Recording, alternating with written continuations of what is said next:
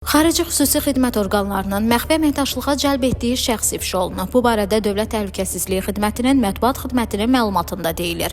Məlumata görə xarici xüsusi xidmət orqanlarının Azərbaycan Respublikasının milli təhlükəsizliyinə yönələn kəşfiyyat pozuculuq fəaliyyətinin aşkar edilərək qarşısının alınması istiqamətində Dövlət Təhlükəsizliyi Xidməti tərəfindən davam etdirilən əməliyyat istintaq tədbirləri zamanı Azərbaycan Respublikasının vətəndaşı 1969-cu il təvəllüdlü Fərzəliyev Siyafət Heydaroğlu'nun dövlətə xəyanət etməsinə əsaslı şübhələr yaranmışdır. Araşdırmalarla müəyyən edilmişdir ki, Naxçıvan Muxtar Respublikasının sakini Siyafət Fərzəliyev xarici ölkə ərazisində olarkən həmin dövlətin xüsusi xidmət orqanının nümayəndələri tərəfindən maddi maraq müqabilində məxfi əməkdaşlığa cəlb edilmiş, ölkəyə qayıtdıqdan sonra onların tapşırığı əsasında Naxçıvan şəhəri və Şahbuz rayonu ərazilərində yerləşən hərbi və digər strateji əhəmiyyətli obyektlərin video çəkilişlərini apararaq xarici xüsusi xidmət orqanının nümayəndələrinə təqdim etmişdir. Həmçinin qeyd olunan şəxsin yaşadığı mənzilə baxış keçirilərkən oradan Kalaşnikov tipli avtomat silahının ayrı-ayrı hissələri aşkarlanaraq götürülmüşdür.